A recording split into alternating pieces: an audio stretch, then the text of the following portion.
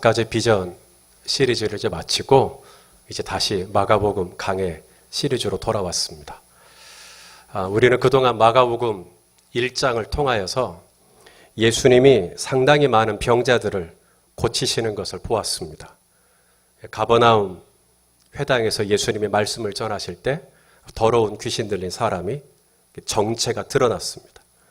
그때 예수님께서 말씀으로 이 귀신 들린 자를 제압하셨죠. 회당에서 나오시고 예수님은 시몬의 집에 들어가셨습니다. 그때 시몬의 장모가 열병에 누워 있었습니다. 예수님이 시몬의 장모의 손을 잡고 일으키시고 열병이 떠나가는 치유의 역사가 일어났죠. 그날 저녁 많은 병자들이 시몬의 집 앞으로 몰려들었습니다. 예수님은 그 병자들을 뿌리치지 않으시고 일일이 안수하시면서 병자들을 다 고쳐주셨습니다. 다음 날 아침 역시나 또 많은 병자들이 이른 아침부터 시몬의 집에 몰려들었죠. 예수님은 그들이 그렇게 몰려들었음에도 불구하고 제자들에게 이르시되 우리가 다른 가까운 마을들로 가자. 거기서도 전도하리니 내가 이 일을 위하여 왔다. 그러면서 이번에는 다른 가까운 마을들로 가서 거기서 전도하시면서 귀신을 쫓아내시는 권능을 행하셨습니다. 그러다가 또 나병 환자를 만나셨죠. 그리고 이 나병 환자가 예수님께 그렇게 말하죠. 원하시면 저를 깨끗하게 하실 수 있으십니다. 예수님이 말씀하십니다. 내가 원하노니 깨끗함을 받아라. 그러면서 나병 환자도 고침을 받습니다. 이처럼 예수님은 마가복음 1장을 통해서 많은 병자를 고치십니다. 그리고 가는 곳마다 예수님은 전도를 하십니다. 하나님의 나라의 복음을 전하십니다. 오늘 본문도 마찬가지죠. 예수님은 다시 가버나움으로 오십니다. 그리고 발 디딜 틈도 없이 사람들이 예수님 주변으로 몰립니다. 그리고 예수님은 사람들 틈바구니 속에서 뭐 하십니까? 또 전도하시죠. 또 말씀을 전하십니다. 패턴이 일정하다라는 것을 느끼셨습니까? 두 가지요. 두 가지. 마가복음을 통해 예수님이 두 가지를 하고 있어요. 이 두 가지를 놓치면 안 돼요. 하나는 치유. 귀신을 쫓아내는 것을 포함한 많은 병자를 고치시는 치유, 힐링 사역이요. 또 하나는 가까운 마을로 가서 우리가 전도하겠다 했죠. 전도하는 사역, 하나님의 말씀을 전하는 사역, 하나님의 나라의 복음을 전하는 사역, 힐링 사역과 프리칭 사역, 이 두 가지를 하고 있는 거예요. 여러분, 왜 이 두 가지 사역이 중요하냐? 이 두 가지 사역이 왜 중요하냐? 마가복음이 기록된 이유를 절대 잊어버리면 안 됩니다. 마가가 왜 이 복음서를 기록했을까? 1장 1절을 잊어버리지 마십시오. 자, 마가가 마가복음을 기록한 이유 다 같이 읽겠습니다. 시작. 하나님의 아들 예수 그리스도의 복음의 시작이라. 그러니까 마가가 마가복음을 기록한 이유가 뭐냐? 예수 그리스도가 누구라는 거예요? 하나님의 아들이시라는 것을 증거하기 위해, 예수 그리스도가 하나님의 아들이시라는 것을 변증하기 위해서 쓰여진 복음, 그게 바로 마가복음이에요.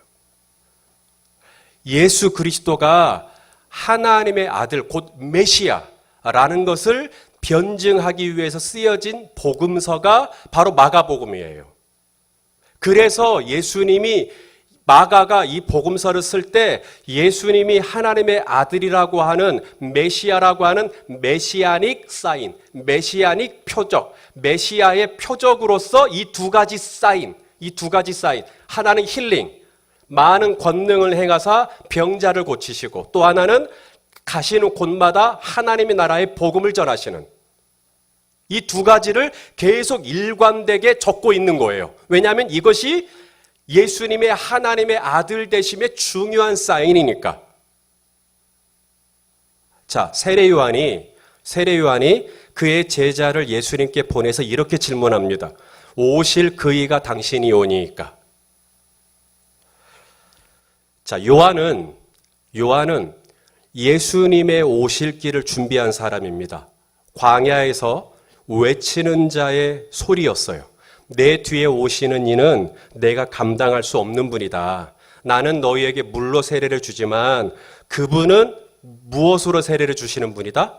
성령으로 세례를 주시는 분이다. 나는 너희에게 물로 세례를 주지만 그분은 불로 세례를 준다. 성령으로 세례를 준다. 그러면서 사람들로 하여금 내 뒤에 오시는 예수님에 대해서, 하나님의 아들 예수님에 대해서 막 기대감을 갖게 하는, 이게 요한의 사역이에요.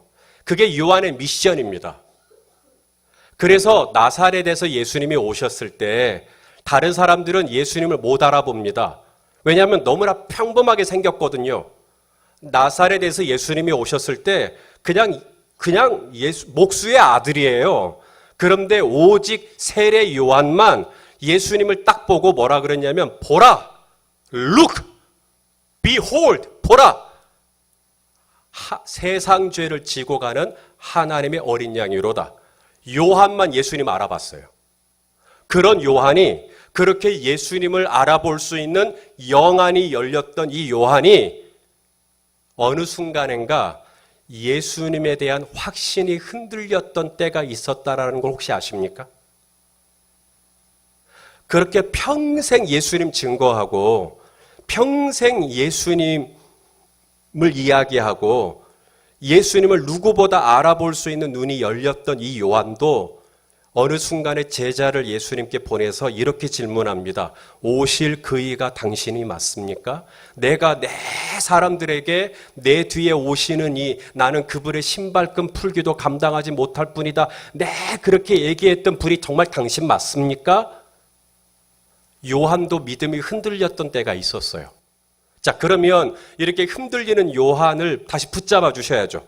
그 믿음을 붙잡아 주셔야 되는데, 예수님이 이 흔들리는 이 요한을 붙잡아 줄 수 있는 당신이 하나님의 아들이라고 하는 표적, 당신이 메시아라고 하는 표적, 메시아닉 사인을 예수님이 뭐라고 증거하시는가를 들어보세요.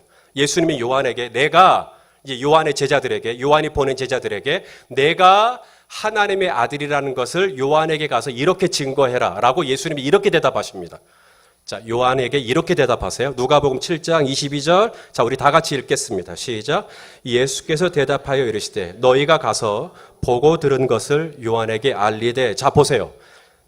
맹인이 보며, 그다음 못 걷는 사람이 걸으며, 그다음 나병 환자가 깨끗함을 받으며, 그다음 귀 먹은 사람이 들으며, 그다음 죽은 자가 살아나며, 그다음 가난한 자에게 복음이 전파된다 하라. 두 가지가 보이시죠? 하나는 병자가 낫고요. 하나는 복음이 전파된다. 이 메시아닉 사인 두 가지요. 이걸 얘기해라. 두 가지. 그래서 이 두 가지가 중요한 거예요. 마가복음이 시작이 되고 예수님이 왜 그렇게 많은 병자를 고치셨나? 회당에서 귀신이 나타나자 바로 제압하시고 수많은 귀신 들린 사람을 예수님이 쫓아내시고 나병 환자를 비롯하고 열병 들린 시몬의 장모를 치유하고 밤 늦은 시간에 찾아온 사람 일일이 안수하시고 왜 그렇게 예수님이 치유를 하셨나? 당신이 하나님의 아들이심을 증거하시기 위해. 왜 예수님이 이른 아침부터 제자들에게 우리 가까운 마을로 가자, 가버나움에 그렇게 발 디딜 틈도 없이 사람들이 몰릴 때 전도하시고 설교하시고 프리칭하시고 왜 그러셨나? 하나님의 아들이심을 증거하시기 위해. 오늘 본문도 마찬가지입니다. 오늘 본문을 그냥 슬쩍 읽으시면 중풍을 앓고 있던 사람이 들것에 실려왔다가 이제 중풍을 낳고 이제는 건강하게 걸어서 나갔구나. 그냥 그렇게 보입니다. 오늘 본문을 슬쩍 읽으면. 그런데 오늘 본문은 그렇게 단순한 본문이 아닙니다. 오늘 본문은 이전에 마가복음 1장에서 미처 다루지 않았던 훨씬 더 중요하고 심오한 문제를 얘기하고 있어요. 그것은 바로 죄의 문제입니다. 좀 더 정확히 말하면 죄 사함의 문제입니다. 좀 더 정확히 말하면 영혼 구원에 관한 이야기를 오늘 본문은 이야기하고 있어요.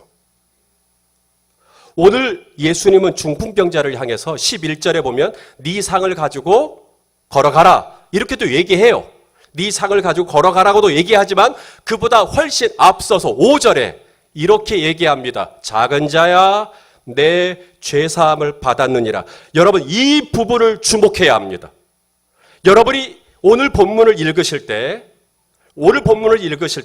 사실 마가가 오늘 본문을 기록할 때 여러분이 밑줄을 하나만 긋는다고 한다면 정말 마가가 오늘 본문을 기록할 때 밑줄을 하나만 그어야 된다면 여러분 이 5절을 그으셔야 돼요. 이 죄사함을 받았다. 왜냐하면 마가는 오늘 이 부분을 이야기하고 싶었던 거였거든요. 중풍병자가 중풍을 앓고 왔다가 중풍이 나았다는 얘기를 오늘 기록하고 싶었던 게 아니고 정말 오늘 마가는 마가복음 2장 1절에서 12절을 기록하면서 정말 하고 싶었던 얘기는 요 얘기였어요. 죄사함의 문제.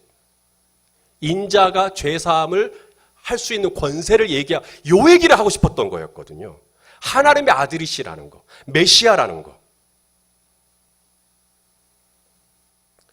여러분, 네 죄사함을 받았다. 작은 자야, 네 죄사함을 받았느니라. 이 말이 무슨 뜻이죠? 너 구원 받았다는 이야기예요. 너 구원 받았다. 천국에 갈 수 있다는 이야기입니다. 이제는 영생을 얻었다는 이야기입니다. 성도 여러분, 이것은 너 이제 중풍에서 나았다. 너 이제 중풍에서 나았다. 이거하고는 비교할 수 없는 이야기 아닙니까? 중풍에서 이런 육신의 질병에서 고침을 받았다 하는 거하고는 차원이 다른 이야기잖아요, 지금. 네 죄사함을 받았다는 이야기하고 너 중풍에서 너 상을 들고 걸어가라. 이건 완전히 질적인 차이가 있는 얘기잖아요, 이건. 물론 중풍이라고 하는 이 병도 엄청난 고통이죠. 이 중풍이라고 하는 이 고통에서 나음을 입은 것도 이분의 입장에서는 엄청난 기쁨입니다. 누군가에게 실려서 올 정도로 몸이 아팠던 이분이 이제는 자기 스스로 그 상을 들고 걸어갈 수 있을 정도로 건강을 회복했으니까 그냥 날아갈 듯이 기쁘죠. 그러나 이분은 그 문제만이 아니라 하나 더. 그것과는 비교할 수 없는 하나 더. 그게 뭐냐면 죄사함의 축복을 받았다. 죄사함의 축복을 받았다. 작은 자야, 네 죄사함을 받았느니라. 사랑하는 여러분, 이런 선포를 받아보신 적이 있으세요? 김집사야, 내 죄사함을 받았느니라. 김집사야, 내 죄사함을 받았느니라. 여러분, 이런 선포 받아본 적 있어요? 내가 진실로 내게 이르노니 오늘 네가 나와 함께 낙원에 있으리라. 이런 선포. 오늘 네가 나와 함께 낙원에 있으리라. 이런 선포. 예수께서 이르시되 오늘 구원이 이 집에 이르렀으니 이 사람도 아브라함의 자손이미로다. 이런 선포. 여러분, 이 선포가 네 상을 들고 걸어가라 하는 것과 비교할 수 있을까요? 이런 선포가 평안히 가라, 네가 네 병에서 노임을 얻었느니라, 이런 선포와 비교할 수 있을까요? 평안히 가라, 네가 암에서 나음을 입었다, 이것과 비교할 수 있을까요? 이제는 네가 보고 싶은 거 봐라, 네 눈을 열어라, 이것과 비교할 수 있을까요? 이제는 듣고 싶은 거 들어라. 저는 코가 막혀서 저는 냄새를 못 맡는다고 전에 얘기해 드렸잖아요. 이제는 네 맡고 싶은 거 마음껏 맡아라. 그것도 참 감사할 것 같아요. 그러나 오늘 네가 나와 함께 낙원에 있으리라, 이 선포와 비교한다면 이게 비교가 되겠냐고요. 네 죄사함을 받았느니라, 이거하고 네 상을 들고 자리에서 들고 일어나라, 이거하고 비교가 되겠냐고요. 이건 완전히 차원이 다른 얘기잖아요. 산자와 죽은 자를 심판하실 수 있는 그분께서 이렇게 선포하시는 겁니다. 내 죄사함을 받았느니라. 땅땅땅. 이거 끝난 겁니다. 산자와 죽은 자를 심판하시는 그분께서 오늘 구원이 이 집에 이르렀다라. 아니, 그분이 그렇게 결정하셨으면 누가 거기에 딴지를 겁니까? 이것이 네 상을 들고 걸어가라. 이게 쉽겠느냐? 네 죄사함을 받았느니라. 이게 쉽겠느냐? 사랑하는 여러분, 선택하십시오. 뭘 더 들으실래요? 뭘 더 듣고 싶으세요? 저는 평생 냄새 못 맡아도 좋아요. 제 목숨을 오늘 가져가도 좋아요. 그 말씀만 해주십시오. 내 죄사함을 받았느니라. 제 영혼을 오늘 이 제단에 드리겠나이다.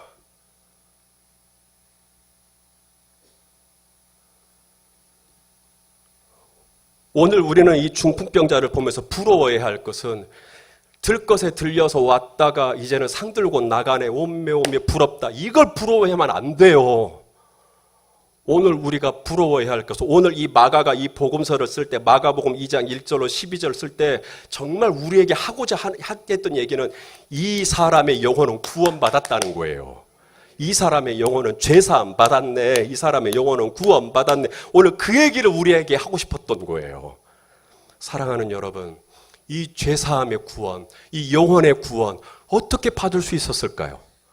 어떻게 이 들것에 실려왔던 이 중풍병자는 그 영혼의 구원을 어떻게 입을 수 있었을까요? 저는 오늘 두 가지를 좀 주목하고 싶어요. 어떻게 이 불쌍한 영혼이 구원을 받을 수 있었을까? 첫째로 제가 주목했던 것은 뭐냐면 예수님의 자리였어요. 예수님의 자리. 예수님이 어디에 있었나 하는 것이었어요. 자, 예수님이 어디에 있었냐면 예수님이 있어야 할 자리를 지키셨구나. 제가 거기를 주목했어요. 오늘 우리 한세희 집사님 마치 제 설교 원고를 이미 본 것처럼 오늘도 있어야 할 자리에 있는 그분들을 축복하십시오. 이렇게 기도하셨는데, 자, 예수님이 있어야 할 자리를 지키셨다는 거예요. 그래서 오늘 중풍병자가 구원받을 수 있었던 거예요. 예수님이 오늘 있어야 할 자리에 있지 않았으면 오늘 중풍병자는 거기서 구원 못 받습니다. 자, 예수님이 제자들에게 이렇게 얘기하셨죠. 기억나세요? 마가복음 1장 38절에 자, 읽어보시죠. 시작. 이르시되 우리가 다른 가까운 마을들로 가자. 거기서도 전도하리니 내가 이를 위하여 왔노라 하시고, 그날 아침에 시몬의 집에 사람들이 우르르 몰려왔었잖아요. 그때 예수님이 사람들의 필요에, 사람들의 요구에, 사람들의 콜링에 반응해서 그래? 가자. 사람들 왔다며. 그래서 다 했으면, 그래서 다른 가까운 마을도 안 갔으면 그 중풍병자의 구원은 어떻게 돼요? 그래도 예수님이 그날 새벽에 기도하셨잖아요. 아버지, 저 어디로 갑니까? 오늘은 너 거기로 가거라. 가버나움으로 가거라. 네, 알겠습니다.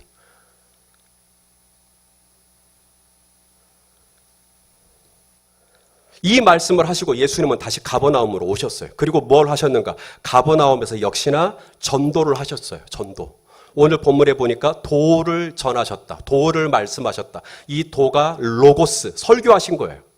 그러니까 예수님은 매일매일 순간순간 내가 무엇을 위해 왔고 내가 어디를 가야 하는지를 알고 계셨죠. 여러분, 내가 무엇을 위해 왔고 어디를 가야 하는지를 알고 있다고 해서 그 길이 마치 홍해가 갈라지듯이 쫙쫙 열려져 있는 건 아닙니다. 내가 무엇을 위해 왔고 어디를 가야 한다고 가도 거기에는 갈등이 있고 충돌이 있고 복잡한 일이 있을 수 있어요. 오늘 본문에 서기관들이 나오죠. 서기관들이 딴지를 걸어요. 예수님께. 내 죄사함을 받았느니라 그러니까는 예수님께 시비를 걸어요. 사람이 어떻게 죄를 사한다는 거요? 하나님만이 할 수 있는 일을 지가 뭐라고 바로 예수님께 시비를 겁니다. 저와 여러분이 있어야 될 자리에서 하나님이 시키신 일을 한다고 해도 거기에는 누군가의 시비가 있을 수 있고 누군가와의 갈등이 있을 수 있고 누군가의 충돌이 있을 수 있다. 그러면 충돌이 있고 마찰이 있고 갈등이 있고 긴장이 있으니까 가지 마요? 하지 마요? 피할 수 있어요. 왜냐하면 그게 복잡하니까. 거기 긴장이 싫으니까. 텐션이 싫으니까. 그러면 중풍병자는 구원 못 받습니다. 예수님은 그런 긴장이 있고 서기관들과의 마찰이 있고 종교 지도자들과의 충돌이 있을지라도 오늘 하나님이 나에게 있으라는 자리에 있기로 결정하는 것이죠. 제자들에게 이렇게 말합니다. 우리가 가자. 가까운 마을들로 가자. 오늘 거기에 구원받아야 될 영혼이 있다. 가자. 그리고 그 자리를 지키시기로 결정하십니다. 그리고 오늘 거기서 만나기로 결정하시는 거죠. 저는 고등학교 3학년 때 예수님 만났어요. 신실한 부모님 밑에서 태어났지만 예수님을 인격적으로 만난 건 고등학교 3학년이었습니다. 저는 이번 겨울 캠프를 지금 저희 교회에서 할 때 우리 아이들이 인격적으로 이런 계기를 통해서 예수님을 만날 수 있기를 소망하고 있어요. 저는 고등학교 3학년 때 예수님 만났어요. 고등학교 3학년에게 주어진 여름방학 기간은 딱 일주일밖에 없어요. 예수님을 만난 게 너무 고맙고 예수님 만난 게 너무 좋은데 방학은 일주일인데 일주일 동안 뭐라도 예수님을 위해서 하고 싶었어요. 그래서 일주일 동안 친구들을 꼬셔가지고 나주, 세지로 전도 여행을 갔어요. 일명 전도 여행이죠. 그래서 전도를, 왜냐면 나주 세지교회 목사님 아들이 제 친구였어요. 그래서 나주 세지교회 중심에 있는 그 근방, 거기 돌아다니면서 낮에는 가가호호, 할머니, 할아버지 많으시니까 가가호호, 그냥 막 들어갔어요. 손주 같은 아들, 딸들이 들어오니까 할머니, 할아버지 다 문 열어줘요. 할머니, 할아버지, 예수 믿으세요. 그냥 돌직구죠. 예수 믿으세요. 그래서 전도했어요. 저녁에 오세요. 저희들 멋있는 거 보여드릴게요. 그때는 저 호리호리 했으니까. 그래서 춤도 추고 기타 치고 노래 부르고 드라마도 하고 막 집회를 했어요. 그렇게 전도 집회를 하고 낮에는 또 전도하고 그렇게 방학을 보냈어요. 저희가 했던 것이 어떤 열매가 있었을까요? 수년 전에 저희 교회에서 선교지 신방을 갔어요. 스위스로 갔어요. 차현우 선교사님, 위은미 선교사님이 거기 계셔요. 위은미 선교사님이 나주 세지 출신이세요. 위은미 선교사님이 저를 알고 계시는 거예요. 제가 고등학교 3학년 때 나주 세지에서 일주일 동안 전도할 때 조그마한 꼬맹이였는데 저를 보고 저희를 본 거죠. 저희를 보고 그날 선교사로 헌신하신 거예요. 그 이야기를 하시는 거예요. 지난주 목회서신 혹시 읽으셨을까요?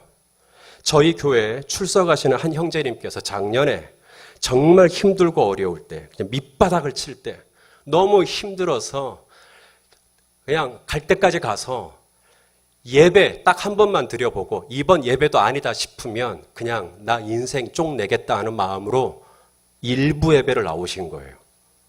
정말 그런 절박한 마음으로 예배를 나오신 분이 있으리라고는 저는 꿈에도 생각을 못했어요. 만약에 그분이 그런 마음으로 예배에 나왔다는 걸 제가 알았다면 부담스러워서 제가 예배 인도를 제대로 못했을 거예요. 그냥 오래간만에 나오셨길래 그냥 나오셨나 보다 했어요. 근데 이분이 너무 감사하게도 예배 가운데 하나님 만나 주셨어요. 그래서 그분이 그 다음 주 나오고 그 다음 주 나오고 오늘도 나오셨어요. 우리도 뜨겁게 예배하고 가셨어요. 지난주에는 아들도 나오고 뭐 그전에는 또 아내도 나오고 막 이제 막 다 나와요. 여러분, 제가 한 건 뭐죠? 저는 그저 주님이 있으라 한 자리에 주님이 있으라 한 자리에 제가 그냥 주님이 하라는 일을 한 거잖아요. 나주에 가서 그냥 전도하라 해서 전도한 거고, 저는 담임 목사니까, 열린배대교회 담임 목사니까 예배 인도할 때 예배한 것뿐이고, 제가 뭘 알아서 전도를 하고 제가 뭘 알아서 예배한 게 아니라 그냥 저는 제 할 일을 제가 있어야 될 자리에서 제가 한 것뿐이잖아요. 제가 할 역할을 제 시간에 한 것뿐인데, 주님은 제가 있어야 될 가버나움 자리에서 제가 할 일을 전도를 할 때에 하나님은 하나님으로서 하나님의 구원의 역사를 하나님이 하시는 거잖아요. 나는 심고 아볼로는 물을 주는 거죠. 여러분, 내가 할 일이 있고 아볼로가 할 일이 있고 여러분이 할 일이 있는 거죠. 여러분, 중요한 것은 제가 포지션을 지키고 여러분은 여러분의 포지션을 지키는 거죠. 그러면 하나님은 하나님의 포지션을 지키시겠죠. 제가 할 일을 있고 여러분의 포지션을 지키면 하나님은 하나님의 포지션을 지키사 하나님의 영혼의 구원의 역사를 하나님이 하시는 거겠죠. 중요한 것은 저와 여러분이 하나님이 있으라 한 곳에서 하나님이 시키시는 일들을 하고 있느냐 하는 거죠. 가까운 마을들로 가서 거기서 전도하리니 내가 이를 위하여 왔노라. 내가 오늘 거기에 있는가 하는 거죠. 그러면 내가 오늘 하나님이 있으라는 곳에 있을 때, 내가 하나님이 시키신 일을 할 때, 하나님은 나의 순종을 통해서 하나님은 영혼을 구원하는 역사를 하나님께서 이루어 가 주실 줄로 믿으시길 바랍니다. 그것이 영혼을 구원하는 통로의 제일 원칙이에요. 원칙. 두 번째, 어떻게 이 중풍병자는 구원을 받을 수 있었을까요? 두 번째, 제가 두 번째로 주목하고 싶었던 건 이 네 명의 친구들이에요. 네 명, 오늘 본문에는 그냥 사람. 오늘 그냥 저는 친구라고 부르고 싶어요. 왜냐하면 다른 사람들은 이 중풍병자를 그냥 내버려 둘 수 있잖아요. 중풍병자를 들것에 들고 예수님이 계신 곳까지 온다. 이거 참 번거로운 일이잖아요. 번거로운 일 아닙니까?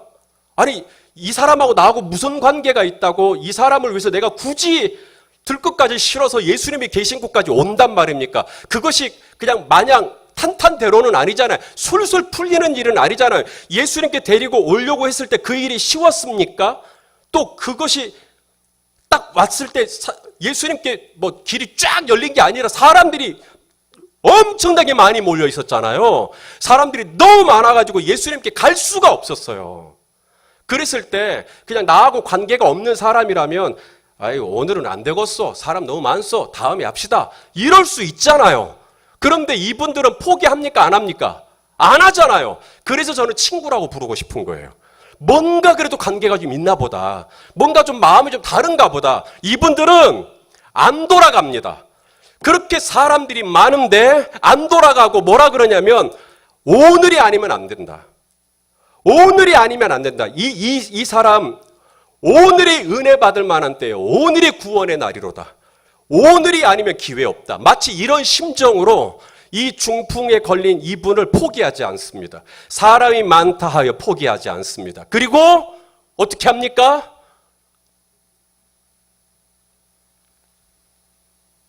한 번도 생각해 보지 않은, 한 번도 가보지 않은 길을 누구도 그 생각을 하지 않는데 여러분 마음속에요 애정이 있잖아요.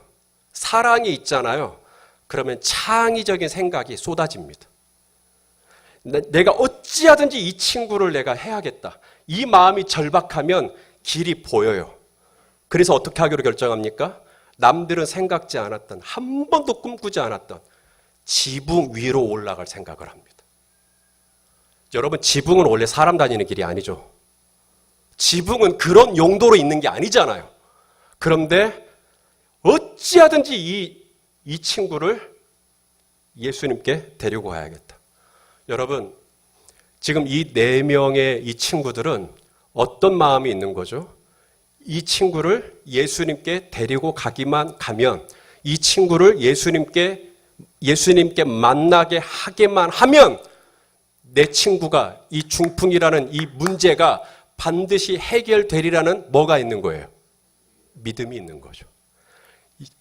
이 믿음 하나 가지고 이 친구를 어찌하든지 예수님께 데리고 가고 싶은 거죠. 그래서 지붕 위로 올라갑니다. 그리고 지붕 위로 올라가 예수님이 계신 곳에 어떻게 하기로 하죠? 지붕을 뜯어내기로 결정하죠. 자, 그 본문을 같이 읽도록 하겠습니다. 4절입니다. 시작. 무리들 때문에 예수께 데려갈 수 없으므로 그 계신 곳의 지붕을 뜯어 구멍을 내고 중풍병자가 누운 상을 달아내리니. 여러분, 그냥 본문을 읽고 있으니까 그냥 읽는 건데 이 천장이 뜯겨진다고 생각해 보세요. 지금 제가 이렇게 말씀을 전하고 있는데 이게 북북 뜯겨진다고 생각해 보세요. 그리고는 온갖 천장에 있던 자재들이 떨어지고요. 부스러기들이 쏟아지고요.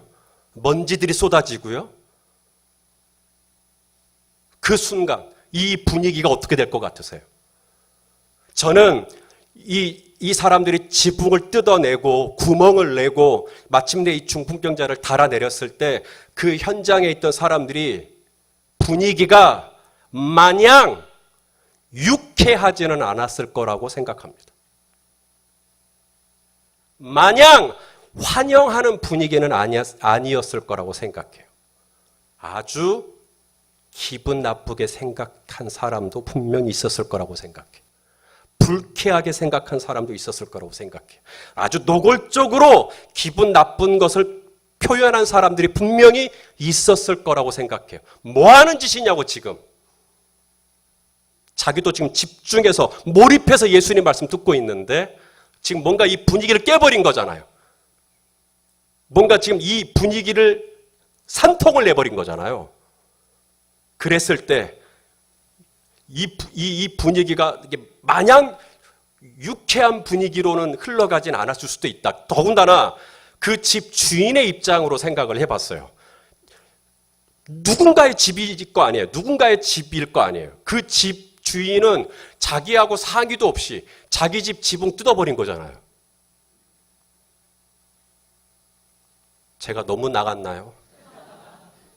아니, 우리 집 지붕 뜯어버린 거잖아요. 내 집 지붕을 뜯어서 구멍을 냈다. 그리고는 달아내렸다.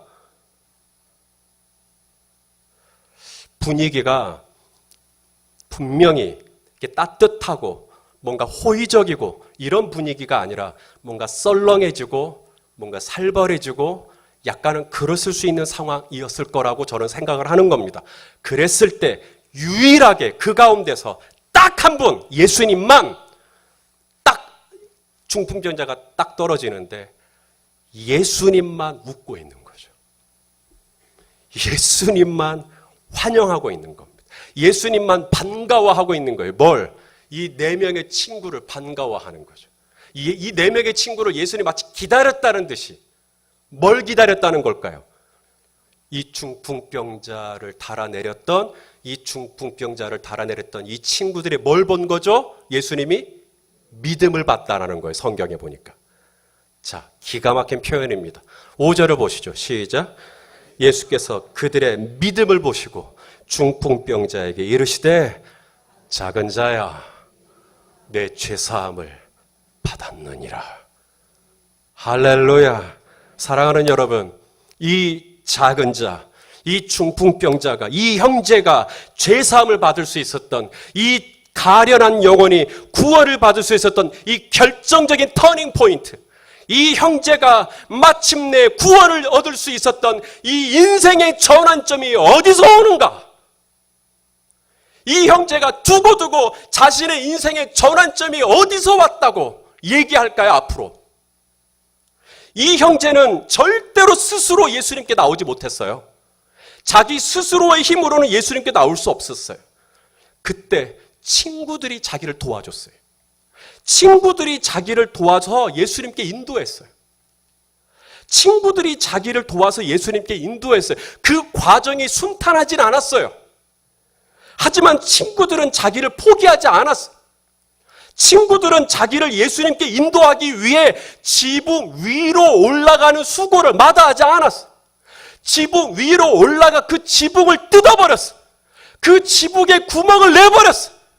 그리고는 기어이 자기를 예수님 앞에 인도했어요.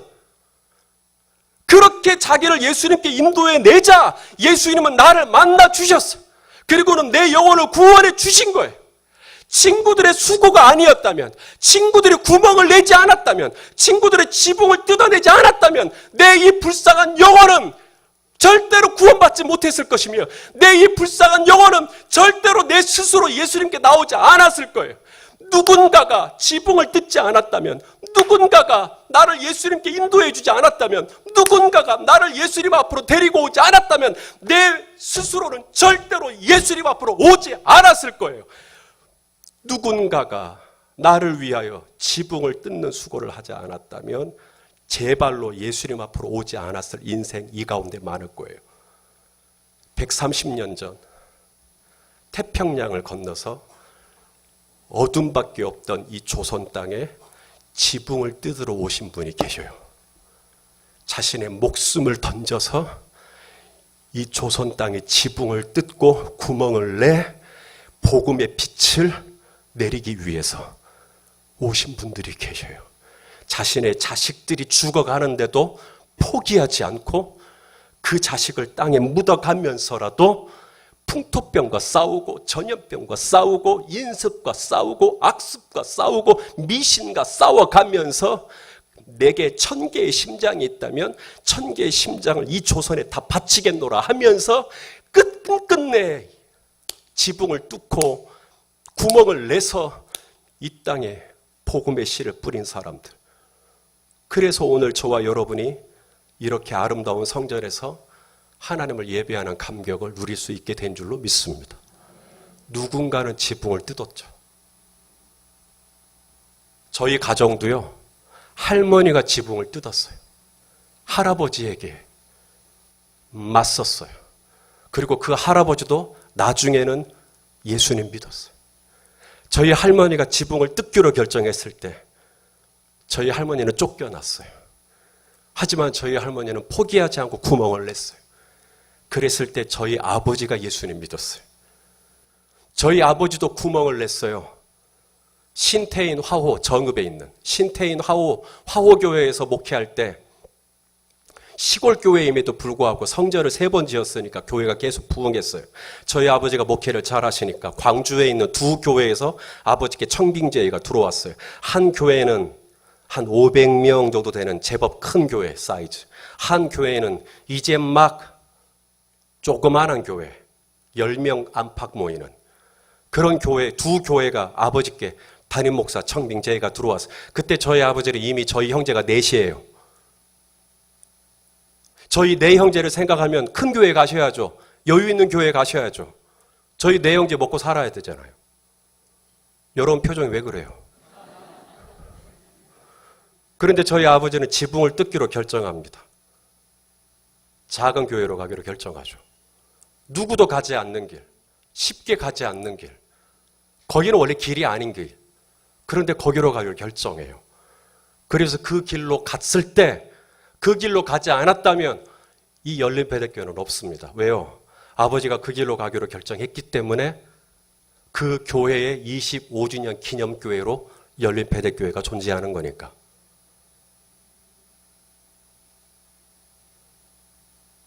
15년 전 저는 그때 남아공에 있었어요. 석사와 박사하고 학위 받고 돌아오려는 모든 계획을 갖고 있던 제가 1년 만에 모든 계획을 수정하고 돌아왔어요. 지붕을 뜯기로 결정한 거죠. 교회를 개척하기로 결정한 거. 하나님이 말씀하셨고 저는 과감하게 모든 걸 내려놓고 34밖에 되지 않았고 제 주변에 있는 모든 동역자들은 제 주변의 동기들은 다 부교육자였지만 개척 멤버가 없이 지붕을 뜯기로 결정했어요. 그때 제가 지붕을 뜯어서 구멍을 내서 열린배대교회를 개척하지 않았으면 이렇게 귀하고 사랑스럽고 아름다운 우리 성도님들을 제가 어디서 만나요? 사랑하는 여러분, 누군가는 지붕을 뜯고 누군가는 구멍을 뚫고 그랬을 때 영혼을 구원하는 통로가 거기서부터 흘러나가기 시작하는 거예요. 누군가는 뜯어야죠. 누군가는 구멍을 내야죠. 그리고 거기서 생명이 흘러가고 거기서 복음이 흘러가고 우리 예수님이 그 높고 높은 보좌를 뜯어냈잖아요. 그리고 이 땅에 내려오셨잖아요. 휘장을 뜯어냈잖아요. 예수님이 세례를 받고 올라오셨을 때 하늘이 뜯어졌잖아요. 그리고는 이는 내 사랑하는 아들이요 내 기뻐하는 자로다. 사랑하는 여러분, 아브라함이 나이가 75세였어요. 그때 갈대아 우르를 떠나기로 결정합니다. 지붕을 뜯기로 결정한 거죠. 룻은 고향이 모압입니다. 나오미 시어머님이 돌아가라 그랬어요. 돌아가. 넌 모압이 편하잖아. 룻이 얘기합니다. 어머니, 저 자꾸 가라 말하지 마십시오. 그러면 섭섭합니다. 어머니의 하나님이 제 하나님이 될 겁니다. 저 어머니 옆에 있을 겁니다. 저 어머니 옆에서 그림자처럼 있을 겁니다. 룻은 결정합니다. 지붕을 뜯기로, 구멍을 내기로, 그리고 끝까지 나오미 옆에 남기로 결정하죠. 그리고 고향을 떠나, 고국을 떠나 낯선 베들레헴으로 오기로 결정하죠. 그랬을 때 룻을 통해 예수 그리스도가 나오기로 결정합니다. 여리고 세리장이었던 삭개오도 마찬가지입니다. 세리장이라니까요. 먹고 사는 것 보장된 사람입니다. 그런데 그의 마음속에 예수님이 어떠한 분인가 궁금한 마음이 들었어. 사람들이 너무 많은데 키도 작아. 키도 작고 사람도 많고 날이 아닌가 보다, 돌아갈 수 있어요. 그런데 삭개오는 돌아가지 않기로 결정합니다. 오늘이 구원받을 만한 때예요. 오늘이 은혜의 날이로다. 남들이 오르지 않는 뽕나무 위로 올라가기로 결정합니다. 돌감람나무로 올라가기로 결정하죠. 그리고 올라갔을 때 예수님이 그 삭개오를 바라보고, 삭개오야 내려와라. 내가 오늘 너희 집에 같이 있겠다. 오늘 그 구원이 삭개오의 집에 이른 줄로 믿습니다. 풍랑이 이는 바다입니다. 바람이 이는 바다라고요. 누가 배 밖으로 나옵니까? 풍랑이 이는데. 남들은 다 배 안에 있습니다. 그게 정상이죠. 그런데 베드로는 다릅니다. 주여 주시라면 저를 명하사 배 밖으로 나와 저도 물 위를 한번 걸어보게 하십시오. 주님이 말씀하십니다. 오라! come! 베드로는 배 밖으로 나오기로 결정합니다. 주님이시니까. 나를 구원하신 주님이시니까. 내가 실수하더라도 주님이 손 내밀어 나를 구원해 주실 거니까.